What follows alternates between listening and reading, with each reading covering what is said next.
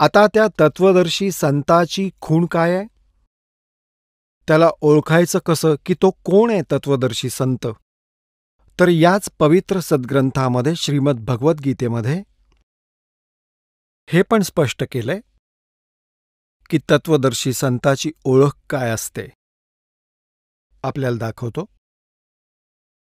15व्या अध्यायाच्या प्रथम श्लोकात. हा आहे पंचदशोध्याय म्हणजे अथ पंचदशोध्याय. यात काय म्हटलंय की ऊर्ध्वमूलम अधशाखम अश्वत्थम प्राहु अव्ययम छंदांसी यस्य पर्णानि य तमवेद स वेदवित. ऊर्ध्व म्हणजे वरती, मूलम म्हणजे जड, मूळ, अधशाखम म्हणजे खाली फांद्या असलेला, अश्वत्थम म्हणजे पिंपळाचा एक अविनाशी संसाररूपी वृक्ष म्हटलं जातं. छंदांसी यस्य पर्णानि त्याची पाने वगैरे इतर विभाग आहेत. छंद आहेत म्हणजे त्याचे पार्ट आहेत.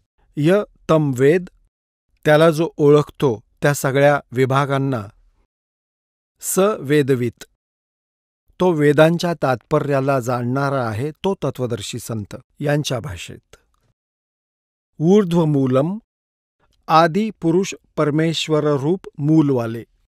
इथे लिहायला पाहिजे होतं यांनी की मूळ वरती असलेला. वरती जे मूळ आहे तो पूर्ण परमात्मा आहे असं समजा या संसाररूपी वृक्षाचा. पहिले आपण या संसाररूपी वृक्षाला पाहूयात.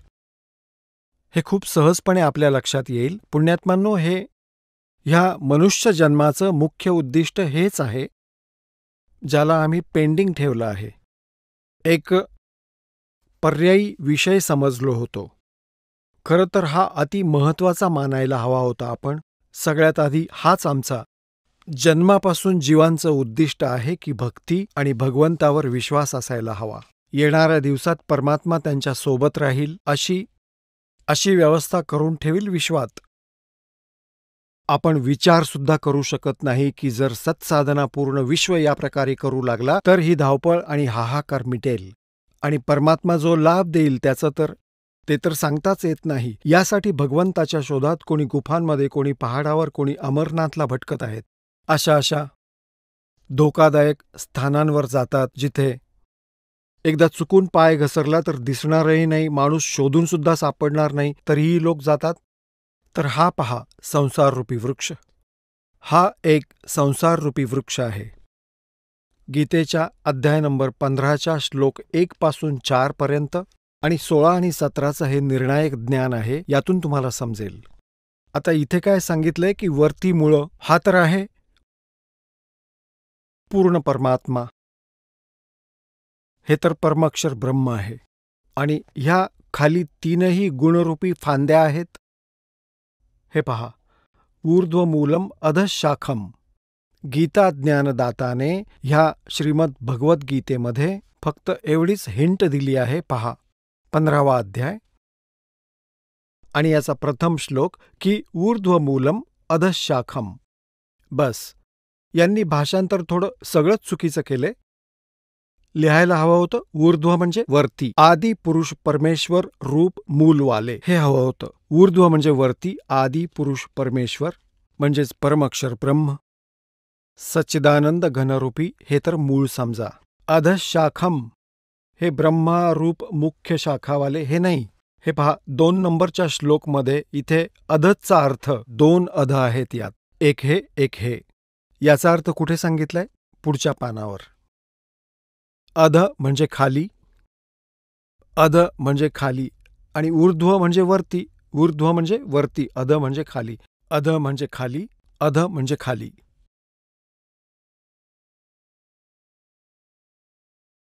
हे परत पहा. आता ऊर्ध्व म्हणजे वरती, आदि पुरुष परमेश्वर रूप मूलवाले हे ठीक करून वरती लिहायला हवं होतं. बस एवढंच. आणि नंतर लिहायला हवं होतं अधशाखम म्हणजे खाली फांद्या असलेला. या संसाररूपी पिंपळाच्या वृक्षाला अविनाशी म्हणतात. वेद ज्याची पाने म्हटली जातात, तर यांची भाषा वाचायला सोपी झाली असती. त्या संसार वृक्षाला जो पुरुष, जी व्यक्ती तत्वाने जाणतो, स वेदवित, सह वेदवित म्हणजे वेदांच्या तात्पर्याला जाणणारा, अर्थात तो तत्वदर्शी संत असतो. आता पुण्यात्म्यांनो, आजपासून 600 वर्षांपूर्वी परमात्मा आले होते. त्यांच्या आठवणीनिमित्त हा शुभ समागम चालू आहे. त्यांनी आपल्या सच्चिदानंद घनब्रह्माच्या वाणीमध्ये, कबीर वाणीमध्ये सांगितलंय, अक्सर पुरुष एक पेड़ है, सरपुरुष वाकी डारे, तीनों देवा शाखा है, ये पात रूप संसारे. हे भगवान, 600 वर्षांपूर्वी परमात्मा साध्या भाषेमध्ये, जी आम आदमी समजेल अशा भाषेत बोलून गेले की अक्षर पुरुष जो जमिनीच्या वर दिसतो, तो पोर्शन, हिस्सा, भाग वृक्षाचा, त्याला वृक्ष म्हटलं जातं, आणि मुळं अदृश्य असतात, ती गुप्त असतात. आणि हे सांगितलं की जो या सर्व विभागांना वेगवेगळं सांगेल, स वेदवित, ते तत्वदर्शी संत आहेत.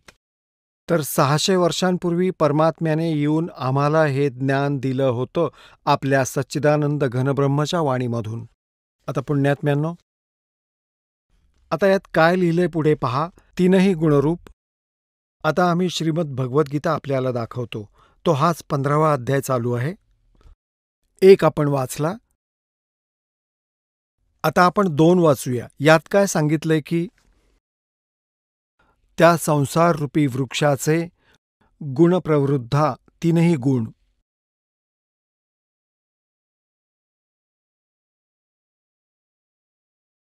तीनही गुणरूपी वाढलेली विषय पर्वाला शाखा म्हणजे विषय भोग, रूप कोपलोवाली देव, मनुष्य और तिर्यक आदी योनी रूपी. हे ते खोटं लिहिलंय, हे काही सांगतात, यांना माहिती नव्हतं. वरती मुळं आणि खाली 3 गुणरूपी शाखा असलेला. ह्या शाखा खाली आणि वरती, अध म्हणजे खाली, ऊर्ध्व म्हणजे वरती, सर्वत्र नाही, पसरलेली आहे. मनुष्य लोकात कर्माच्या बंधनाचं हे मुख्य कारण आहे. मुळे आहेत, जी वरती आणि खाली व्याप्त आहेत. आता बघा, आपण इथे हे पाहायचं आहे की 3 गुण कोणते आहेत? रजगुण ब्रह्मा, तमोगुण शिवजी, सत्वगुण विष्णू. आता थोडीशी संकल्पना स्पष्ट करून पुढे जाऊया.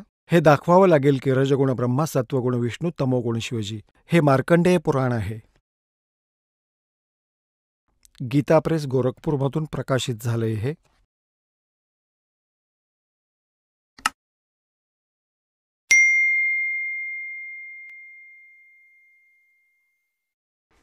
हे प्रकाशक आहेत, हे मुद्रक आहेत. गीता प्रेस गोरखपूर, गोविंद भवन कार्यालय, कलकत्ताचे संस्थान. आता याच्या 123व्या पानावर वाचूया, जास्त नको. 122-23 वर. हे 122 आहे. संक्षिप्त मार्कंडेय पुराण.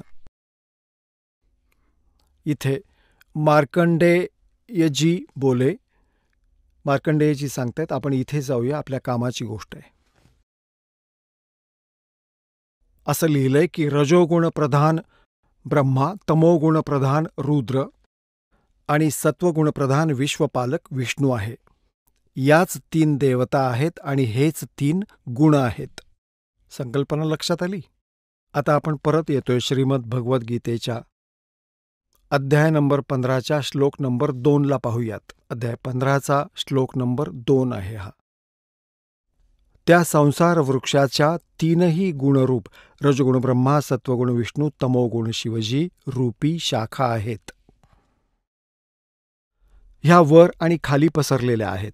वरती स्वर्गलोक, पाताळलोक आणि पृथ्वीलोकावर तर हे ज्ञान सांगितलं जात आहे. आता इथं पहा, 3ऱ्यात काय सांगितलंय की या संसाररूपी वृक्षाचं स्वरूप जसं सांगितलं आहे तसं इथे विचारकालाने पाहिलं जात नाही.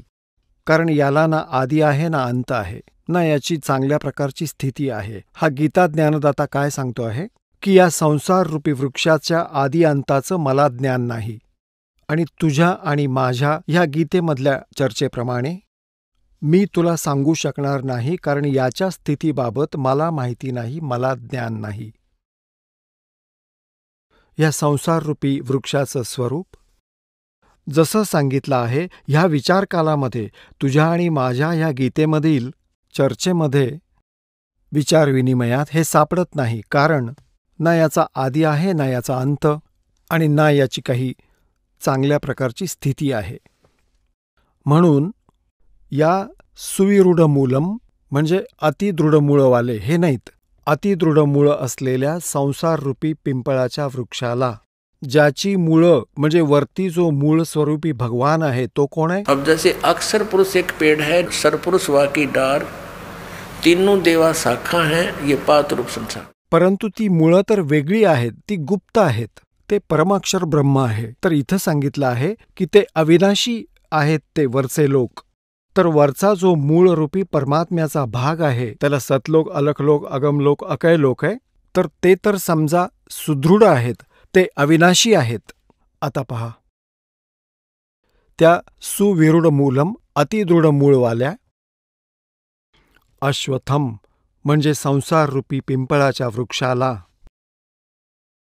आता यांनी लिहिलंय की असंग शस्त्रेण नाही, वैराग्यरूप शस्त्रद्वारा नाही, तत्वज्ञानरूपी शस्त्रद्वारा कापून, अर्थात त्याला समजून, तत्वदर्शी संत भेटल्यानंतर, त्याला ते ज्ञान समजून घेतल्यानंतर. हे पहा, अध्याय नंबर 15चा आता श्लोक नंबर आपण आता 4 वाचणार आहोत आपण. हा 4. त्याच्यानंतर त्या परमपदरूप परमेश्वराला योग्य पद्धतीने शोधलं पाहिजे, जिथं गेल्यानंतर जिथे गेलेले साधक परत संसारात परतून येत नाहीत, आणि ज्या परमेश्वरापासून या पुरातन संसार वृक्षाची निर्मिती झाली आहे, त्या आदिपुरुष नारायणाला मी शरण आहे, अशा प्रकारे दृढनिश्चय करून त्या परमेश्वराचं चिंतन मनन केलं पाहिजे. प्रपदे म्हणजे पूजा केली पाहिजे. ही सरळ गोष्ट आहे. आता यावरून काय स्पष्ट झालं पुण्यात्म्यानो? यातून हे सिद्ध झालं, एकतर तत्वदर्शी संत कोण आहेत, आणि ते तत्वज्ञान आहे काय, त्याची ओळख काय आहे, आणि दुसरं हे झालं की त्या तत्वदर्शी संतांनी सांगितलेल्या आध्यात्मिक ज्ञानाच्या आधाराने साधना केल्याने त्या परमपदाची प्राप्ती होते, जिथे गेल्यावर साधक संसारात परत कधीही येत नाही.